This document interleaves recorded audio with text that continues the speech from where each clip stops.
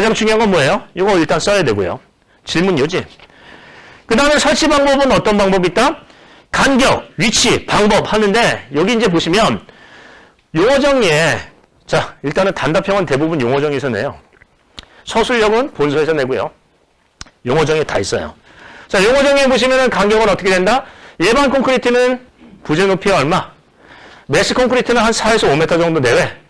이 정도로 한다라고 하고요. 위치는 어떻게 한다? 전단력이 큰 데예요? 작은 데예요? 작은 데죠. 큰 데 하면은 거기에 응력 집중이 생겨서 문제가 생기니까. 자, 뭐 이제 기능을 해치지 않도록 한다 하고요. 그 다음에 중요한 거는 단면 결손율과 결손 방법이에요. 결손율은 뭐가 있다? 20에서 3, 보통 몇 프로야? 35%, 여기 이제 메스 콘크리트는 20에서 30이 아니라 35%죠. 35% 이상을 주고 얘는 20%다. 보통 20에서 30%를 줘요. 자, 그 다음에 방법은요. 커팅을 하거나 삽입물을 넣거나. 자, 그럼 한번 보겠습니다. 어느 현장에서 우리 이제 아스팔트 콘크리트 포장을 하는데 이음을 두는 콘크리트 포장 현장에서 첫 번째 1안과 2안이 있어요. 첫 번째 1안은 뭐냐면 자, 여기다가 커팅을 주는 경우예요. 자, 다시 1안 그 다음에 2안 2안에서는 어떤 부분이냐면 커팅을 하는 방법이에요. 커팅 2안에서는 이제 가삽입물을 한다. 자, 커팅은 어떤 식으로 하냐면 여기 이제 포장체가 있는데 여기 이만큼 커팅을 해요. 커팅에 대한 커팅 단면 결손율은 얼마? 20에서 30%. 예. 그러니까 100이면 한 20에서 30mm 정도가 되겠죠. 자, 이렇게 이제 커팅을 한다는 거예요. 근데 얘는 뭐냐면 단면 결손 시기가 중요해요. 이거를 어떻게 하냐면 머티러티 우리가 얘기하면 머티러티 해가지고 이제 우리가 얘기하는 적선온도법으로 해서 강도에 대한 시기를 하는데 이게 너무 빠르면은 고체가 다 튀어나가고요. 너무 느리면 다른 데서 균열이 생겨요. 자, 이런 방법이 있고요. 또 하나는 어떤 부분이냐면 여기다 가삽입물을 이렇게 T자형 가삽입물을 주고요. 여기다가 이제 V홈을 해서 쫄대 같은 걸 대는 거죠. 이렇게 해서 했다. 그러면 균열이 이제 여기에 유도가 되는 거예요. 이것도 여기에 유도가 되고. 자, 1안이 날까요? 2안이 날까요? 1안은 균열이 다른 데 발생할 확률이 높고요. 소음과 분진이 커요. 비용적인 측면도 그렇고요. 시공적인 측면도 그렇고. 근데 2안은 뭐예요? 요거 하나 별것도 아닌 거 설치해 놨더니 그쪽으로 잘 유도가 되더라. 그러면 시공적인 측면이나 어떤 품질적인 측면에서 뭐가 더 나아요? 1안, 2안. 2안. 이렇게 쓰는 거예요. 실무에서의 커팅에 대한 문제점과 개선 대책 이런 식으로요. 항상 기술사는 뭘 생각한다? 실무상의 효용성을 생각해요. 즉 여기서 이제 뉘앙스가 뭐냐면 균열 유발줄로는 설치한다는 방법을 제시해야 되는데 자 이런 얘기를 한번 생각해 보겠습니다.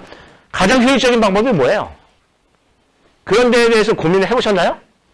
그냥 커팅을 하는 게 좋을까요? 삽입물을 하는 게 더 나을까요? 거기에 대한 고민을 해보셨나요? 실무상에서는 뭐가 더 나을까요? 그런 얘기가 나와야죠. 실무상에서의 어떤 가삽입물 방식에 대한 어떤 효용성과 같이 비교, 뭐 사례 이런 얘기가 나오면 좋겠죠. 이해되세요? 그래서 기술사는 뭐가 필요하다? 항상 머릿속에 뭘 갖고 가야 돼요? 실무, 최근, 현장 자꾸 이런 얘기가 나와야 돼요. 그냥 이것만 쓰시면은 타입이니까 비교를 해달라는 거예요. 비교를 한다. 비교표를 한다는 거예요. 즉 차이점을 비교를 하라는 거예요. 그런데 이 차이점을 비교하는데 얘가 큰 유형은 AB 타입이지만 각각의 작은 유형을 또 볼 수가 있어요. 이게 공법 유형인지 문제점 유형인지 할 수가 있죠. 만약에 이렇게 나왔다. 벌킹과 스웰링. 벌킹과 스웰링 이렇게 이제 스웰링 하면 둘 다 이제 팽창 현상인데 하나는 모래 팽창, 하나는 점토 팽창이에요. 자 그러면 큰 유형은 뭐예요? 비교표. 비교하라는 거고요. 작은 유형은요. 문제점 유형이에요. 그러니까 대책을 별도로 빼야 된다는 얘기죠. 얘는 뭐예요?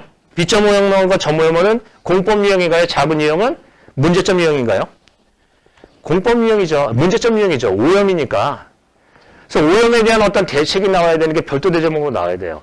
자 그러면 말 그대로 점 오형은 오형에 대한 그 위치가 특정이 돼서 나올 수 있다. 얘는 이제 위치가 특정이 안 되고 전반적으로 면적에서 오형이 유출이 된다는 거예요. 자 그럼 한번 보겠습니다. 결론이 뭐죠?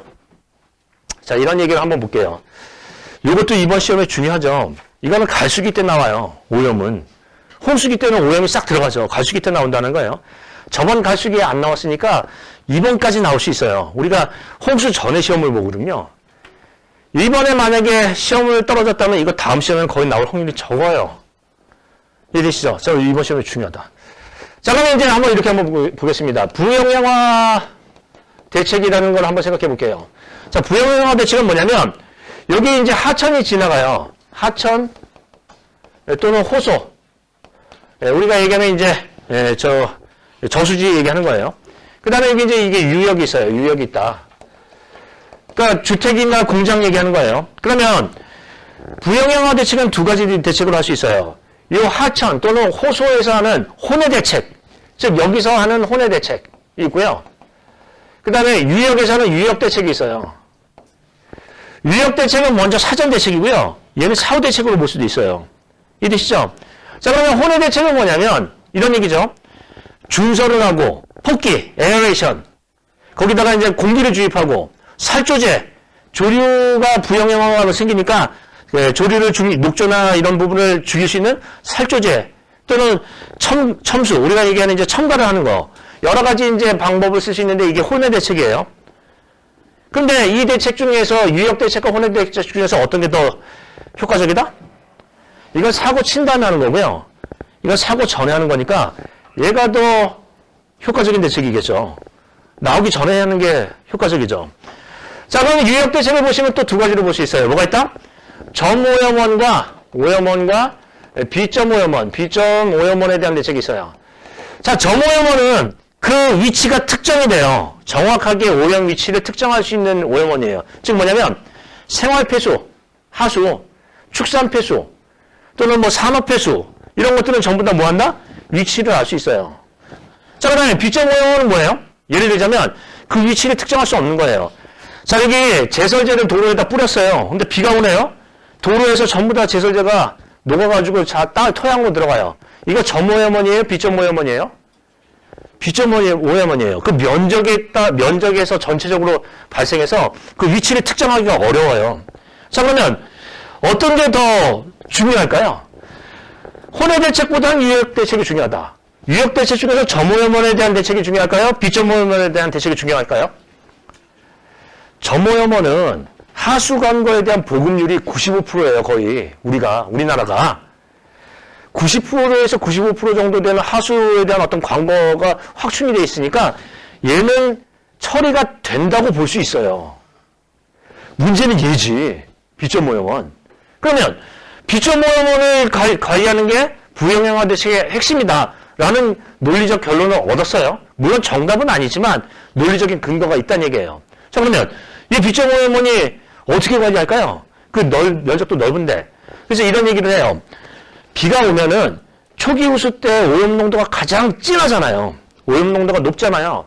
그러니까 초기 우수가 맨 처음에 유입이 되면 강에 바로 못 들어가게 초기 우수를 가둬두고 모아둔 다음에 거기다가 그거를 초기 우수에 대한 오염 농도를 줄이고 방출할 수 있는 시설을 하면 좋겠어요. 그래서 그런 것들을 만들어서 어떻게 한다? 초기 우수 제어 대책 얘기를 꺼내면 좋아요. 즉 도로에다 칩구를 만들고 칩구 옆에다가 뭔가 하나 그 우수 저류지를 만들어서 초기 우수가 나오면 어떻게 된다? 필터를 해서 걸러내는 거예요. 그렇게 되면 그게 하천에 바로 유입이 안 되기 때문에 초기 우수의 오염 농도를 줄일 수 있고요. 종국에 와서는 부영양화 대책이 된다는 거예요. 자, 그러면 어떤 얘기가 나와야 돼요?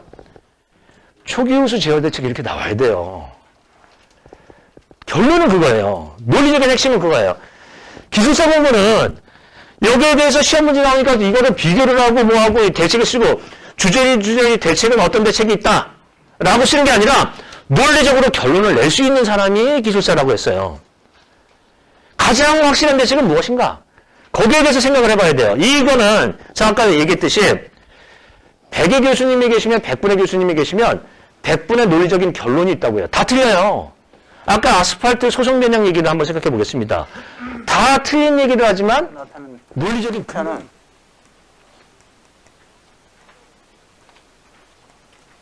그래서 어떤 두 지점의 물높이가 다르다면은 그 달라지는 이 높이가 바로 H하고 델타 H입니다.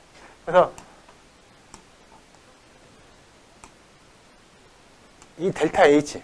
그래서 이거를 우리 이제 수두차라고 하는데, 이 숫자 때문에 물이 흐르는 거거든요. 그러니까 다시 한번 물이 흐르지 않고 물이 정지가 되어 있다.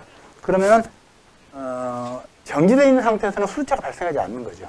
근데 일단 물이 흐른다는 거는, 이 흐른다는 조건은 반드시 수두차가 있기 때문에 물이 흐른다는 거 항상 이걸 기억을 하셔야 됩니다. 그래서 자, 그러면은 이 수두차는, 우리가, 수도로 나타낼 수 있는데, 그래서 수도, 여기서, 지금 이 의미에서 나타나듯이 물의 머리두자, 물의 머리거든요. 그러니까 물머리 개념입니다. 자, 그럼 이제 여기서 그러면은 이 수두차를 이렇게 그림을 그려놓고, 그래서 자, 1번 이치와 2번 이치에 대한 수두차를 설명하라고 하면 쉽게 설명할 수 있습니다.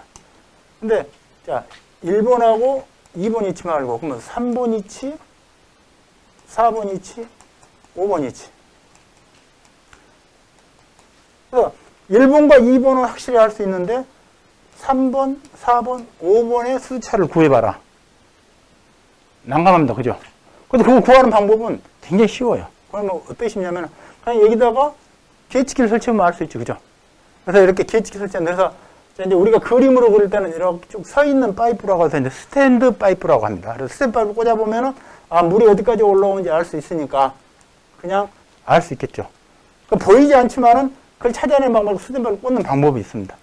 하지만 우리가 지금 해석 조건에서 스탠드 파이프 꽂아서 이걸 찾는다는 건 거짓말이거든요. 그래서 이걸 해석적인 어떤 방법으로 그걸 구하는 것들이 바로 이제는 유선과 등 수선으로 유선망을 작동하면은 그를 구할 수 있다는 거죠. 그럼 이제 유선망에서의 유선은 물이 흘러가는 물길을 우리는 유선이라고 합니다. 그래서 물이 흘러가는 물. 그래서 물이 그래서 일로도 흘러갈 것이고 물이 흘러가는 어떤 물길을 그리고 물길을 그린 다음에 그래서 물길에 직각이 되는 직각으로 만나는 선을 그려보니까 등수두선이라는 그림을 그릴 수 있는데 이와 같이 유선과 등수두선을 이용해서 그렇다면 2번 이치, 3번 이치, 4번 이치, 3번, 4번, 5번 이치의 델타 H를 구할 수 있더라 그런 얘기죠. 그래서 우리가 이번 시간에 하는 것들은 이와 같이 그래서 지금 알 수 없는 임의 이치에서의 델타 H가 어떻게 바뀌는가 그거를 이제 구하는 연습을 하게 됩니다. 그리고 이렇게 물이 흘러가는 과정에서 흙이 흘러가는 과정에서 물이 뭐 빨리 가기도 하고 느리게 가기도 하는데 물이 어떤 이게 흙의 조건에 따라서 물이 얼마나 빠르게 흐를 수 있는지 늦게 흐르는지 그 조건을 나타내는 게 바로 이제 투수계수입니다. 그래서 여기 물의 흐름에 영향을 주는 그게 수두차, 유선, 투수계수 이 세 가지 대해서 우리가 이제 정리할 거예요. 자, 그러면 이론적인 접근에서 그러면은 자 어떻게 여기서 설명을 하고 있는지 그리고 그 중에서 가장 문제가 되는 상향 침투 현상, 집안에 미치는 어떤 한계동성의 킥선 현상 여기에 대해서 좀 중요할 것이고 그리고 이제 부력과 양압력에 대해서 대칭 부분까지 그다음에 이제 주로 포화되지 않는 상태에서 모관 현상이 일어나는 것, 모관 현상과 동상에 대해서 그리고 이제 함수비 변화에 따른 흙의 체적 변화 현상은 어떤 현상들이 있는지 그리고 땡과 하천 대방에 대해서의 물의 흐름 특성을 좀 더 접근해 보는 그런 게 이제 우리가 이번 주 이제 목표입니다. 자, 먼저 물의 흐름 영역에서 수두차에 됩니다. 수두차. 자, 수두차라는 것은 위치가 다른 두 지점의 물머리, 이제 수면입니다. 높이차입니다. 그래서 이와 같이 그러니까 여기가 지금 위치가 다른 두 지점의 높이차 한다면 이게 바로 이제 숫자가 될 텐데 이 수두차는 일단은 동수경사로 가장 쉽게 표현할 수가 있습니다. 그래서 동수경사는 두 지점에 물이 흐르는 이 기울기입니다. 그래서 기울기고 이 기울기를 가장 잘 나타낼 수 있는 것은 이 거리가 얼마이고 그때 높이가 얼마인가. 결국 밑변분의 높이 개념으로 이게 접근할 수 있는 게 바로 동수경사라는 거. 그래서 밑변분의 높이 개념입니다. 그러니까 이제 다시 말해서 그러면은 이게 눈에 보이지 않는 조건에서 이걸 구할 수 있는 그게 상당히 이제 가장 이제 어떤 숙제입니다. 그러다 보니까 자, 그러면 이게 눈에 보이지 않는 이거를 구하는 방법들, 그걸 구하는 방법들은 바로 전수도를 구해야 됩니다. 그래서 쭉 해보니까 결국은 이거는 뭐냐면 이거는 전수도 두 지점의 전수도 차로 나타내는 게 바로 이 어떤 델타 H 수도차더라 하는 게 이제 쭉 정리가 될 텐데, 그렇다면은 이거를 구하는 과정은 일단은 수도에 대해서 먼저 알아야 되는데, 수도에는 전수도, 그 다음에 압력수도, 이치수도가 있다는 거, 이걸 이제 우리는 하면 될 것 같고요.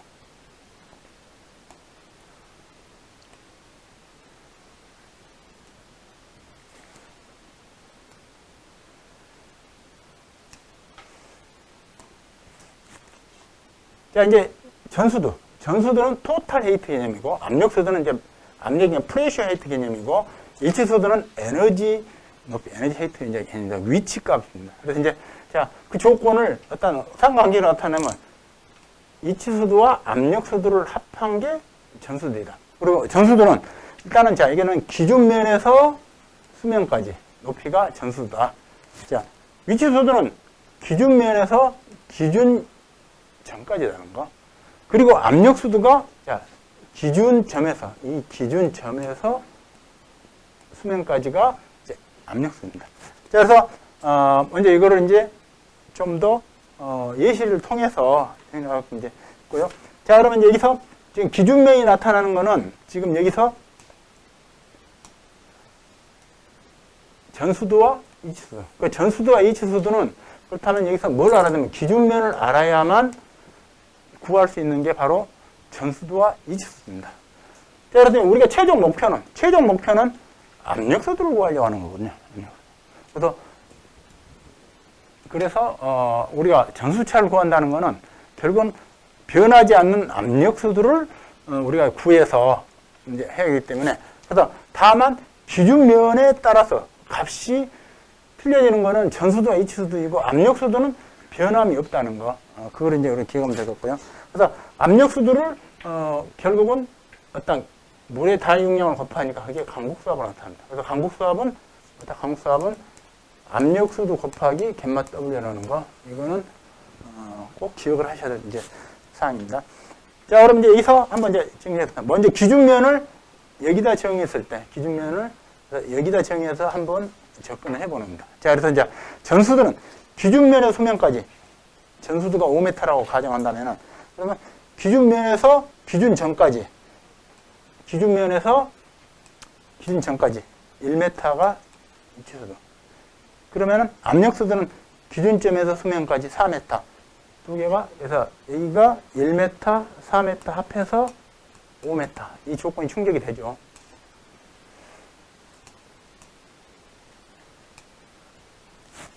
그래서 이제 지금 이 기준면을 여기에 정했을 때는 지금 기준면에서 기준점까지 1m, 그리고 여기서 압력수도는 기준점에서 이렇게 4m, 그리고 전수도는 여기서까지 5m. 그럼 합해서 5m. 이 조건이 충족이 되고, 다음에 기준면을 기준면 여기 했다면은 이번에는 위치는 0이 됩니다. 그리고 압력은 4 그대로 오고, 또 여기가 4가 됩니다. 이번에는 다른 색깔을 표현합니다. 이번에 이제 기준면이 열이 올라서 기준면이 1로 여기를 기준면으로 본다면은, 그렇다면은 기준면에서 수면까지, 전수도가 기준면 수면까지 전수도가 2m. 그리고 자, 이제 기준면에서 기준점까지, 이거는 아래쪽으로 이제 방향이 바뀌면서 마이너스 2m. 그러면은 압력수도는 똑같이 변형 없이 합니다. 항상 이 값은 변하지 않는다는 걸 알 수 있습니다. 다시 말해서 우리가 기준면을 지금 기준면이 여기일 때 바뀌는 거는 HT하고 HE가 계속 바뀌고 있습니다. 그죠? HT하고 HE만 바뀔 뿐이지 압력수도는 항상 동일한 값을 나타내고 있습니다. 자, 기준면을 2로 해도 결과는 똑같습니다. 그래서 기준면은 이제 가장 상단으로 한번 옮겨서 해본다면, 거기에도 역시 마찬가지로 HT는 이제는 0입니다. 기준면에서 수면까지 0. 그 다음에 여기서는 기준면에서 기준점까지 마이너스 4m. 압력수는 4m. 똑같이 변함없이. HP는 어느 지점을 기준면으로 삼아도 바뀌지 않는다는 거. 그래서 기준면에서 기준점까지 수면까지 이 조건을 우리가 가지고 구한다면 이건 항상 변함없는 동공계량 값으로 구할 수 있다는 거. 그럼 우리가 강북수압은 이와 같이 우리가 수두를 가지고 강수압을 구할 수 있다는 것을 알 수 있습니다. 법개정사항이었습니다. 법개정사항. 법개정사항이었습니다. 그래서 작년에도 달비계 사고가 많이 일어났죠. 심지어는 사고가 아니라 그것도 있었죠. 누가 잘랐죠, 그렇죠? 잘라서 사망사고가 발생된 경우가 있었습니다. 살인이죠, 살인. 그렇죠? 그래서 작년에 있었습니다, 그렇죠? 달비계 했는데 그 시끄럽다고 그랬나요? 그렇죠? 시끄럽다고 올라가서 줄을 잘라버렸습니다. 그래서 사망사고가 났죠. 달비계. 그렇습니다. 그래서 이 달비계에 대한 부분. 그래서 그게 이제 뭐죠? 달비계는 두 개입니다. 섬유로프, 그 다음에 와이어로프입니다. 앞에서 얘기한 와이어로프에 대한 부분, 이거는 곤도라형, 이거는 작업의자형. 그래서 작업의자형이 신설이 되면서 출제가 됐습니다. 달비계, 작업의자형. 이게 섬유로프죠, 섬유로프. 출제가 됐다. 그래서 작년에 그런 어처구니 없는 사고가 발생이 됐습니다.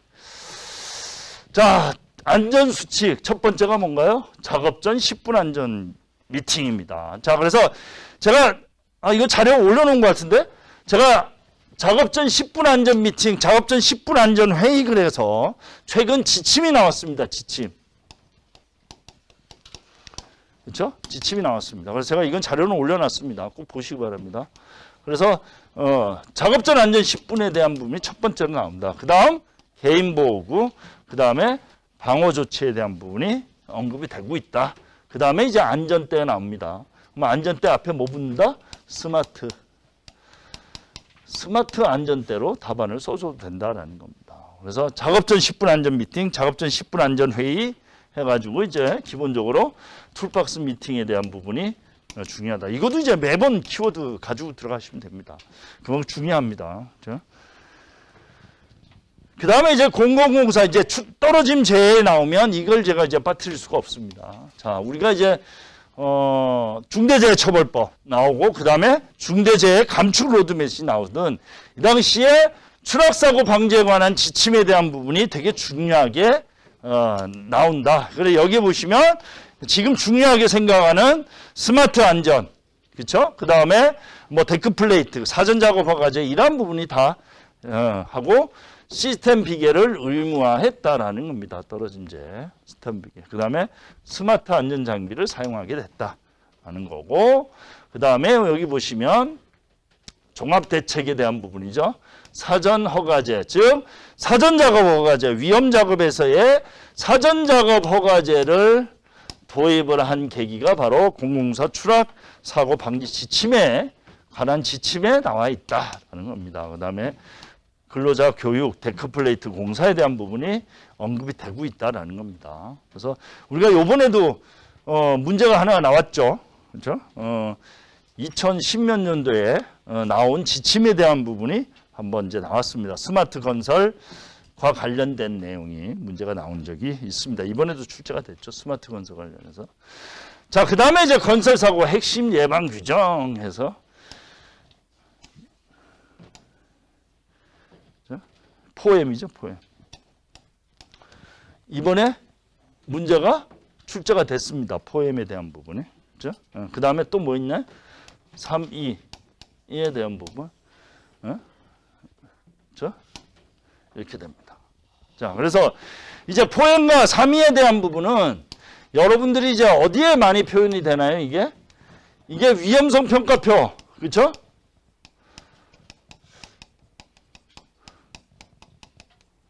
에 표현하는 경우가 많다. 근데 저는 뭐라고 뭐 하자고 그랬나요? 대기 중으로부터 산소가 녹아 들어가겠죠. 다시 용존 산소가 될 겁니다. 자, 그래서 우리가 요 하천의 거리에서의 기호 변화를 우리가 시뮬레이션 할 수가 있다. 오염물질이 이 지점에 들어갔다. 이 지점에 들어갔을 때 DO가 어떻게 변하겠느냐. 그걸 가지고 우리가 이 하천에, 이 수계에 오염부하가 얼마가 들어갔을 때 하천에 그 DO 영향은 어떻게 되겠느냐. DO의 변화가 어떻게 되겠느냐.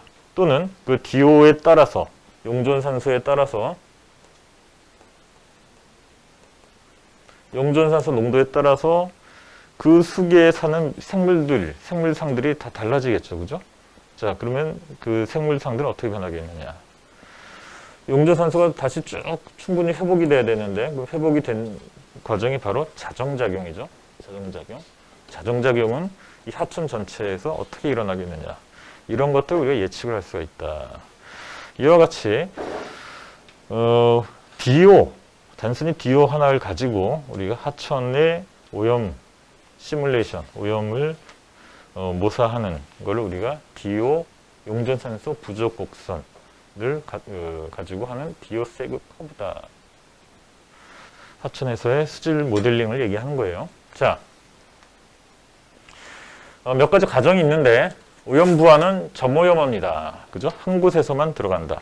하천의 전체 막 면으로 막 이렇게 들어가진 않는다. 그러면 계산이 안 되니까. 탈산소율은 BOD 농도에 비례한다. 즉 하천에서 DO가 소비되는 것은, 소모가 되는 것은 다른 요인이 아니고 전부 다 BOD에 의한 거다 라고 가정한다라는 거죠. 미생물 반응과 제폭기 반응은 1차 반응이다. 2차 반응을 하면 너무 복잡해지니까. 조류 및 퇴적물은 무시한다. 즉 조류에 의한 산소가 공급되는 현상, 광합성에 의한 산소 공급이라든가 또는 퇴적물에 의한 산소 소비 이런 것들은 없다. 깨끗한 우리 수조라고 가정한다라는 거죠. 하천의 흐름은 정상 상태다. 모든 지점에서 유속이 동일하다. 정상 상태다라고 가정하는 거죠. 하천의 축방향의 확산은 없다. 이쪽에 확산은 없다. 이쪽 종방향, 흐름 방향만 있다. 그죠? 가정이 너무 극단적이죠. 그죠? 자, 이런 가정 안에서 우리가 용존산소의 변화를 산출할 수가 있는데, 자, 먼저 산소가 소비되는 속도. 산소가 소비되는 속도는 1차 반응이라고 가정했습니다. 그죠? 우리 1차 반응. 자, 여기 1차 반응식이죠. 그죠? 임의 시간에서의 기질의 변화, 농도 변화는 반응 속도 상수값에다가 초기 기질의 농도를 곱한 값에 비례한다. 자, 이게 바로 1차 반응이다. 여기서 여기 없으면 속도 상수값만 있으면 0차 반응. 얘 자승이면은 2차 반응. 이렇게 되는 거죠. 그죠? 자, 그래서 우리 1차 반응이다. 이렇게 가정을 하고 양쪽을 적분해서 풀면 우리 상용 로그를 사용하면 이와 같이 쓸 수가 있다. 자, 요 식 무조건 외워야 됩니다. 그리고 여러분들이 양쪽을 적분을 해서 K 이쪽 보내고 T 이쪽 보내가지고 풀면 이거 충분히 풀 수는 있어요. 우리 고등학교 수학에 나오는 정도 수준이기 때문에 충분히 풀 수 있지만 그렇게 하면 안 된다. 10분 안에 답을 써야 되는데 이거 풀고 있을 시간 없다. 무조건 해야 됩니다. 이거 이렇게 된다. 무조건 해야 됩니다. 자, 반대로 수면을 통해서 녹아 들어가는 산소 속도는 마찬가지로 1차 반응이라고 했죠. 이와 같이 쓸 수 있고 같이 적분해서 풀면 이와 같이 되겠죠. 당연히. 그죠? 자, 그래서 하천에서의 용존산소 부족량은 공급되는 양하고 소비되는 양의 차이를 얘기하는 거겠죠. 그죠? 그 차이만큼 부족할 거다. 용존산소 부족량은 둘을 합친 거죠. 그죠? 둘을 합쳐서 풀면 이와 같이 된다. 무조건 해야 됩니다. 이거 무조건 외워야 돼요. 자, 그래서 그 그림을 그려보면 이렇게 된다라는 거죠. 자, 요 지점, 여기서 BOD가 들어간 거예요. 여기 BOD가 들어간 겁니다. 자, 들어갔을 때 산소가 공급이 되지 않는다라고 가정을 했을 때 DO가 소비되는 속도는 이와 같이 된다. 자, 이와 같이 된다. 자, 반대로 제폭기, 그죠? 용존산소가 전혀 없는 하천에 산소가 공급되는 속도는 이와 같이 된다. 그죠? 앞서 그 식을 그대로 그림을 그려보면 이렇게 된다. 두 개 합치면 이와 같은 스푼 형태로 나타나게 된다. 자, 여기서 하천에서 전체 구간에서 보면 가장 DO 농도가 낮은 점이 이 점이죠. 그죠?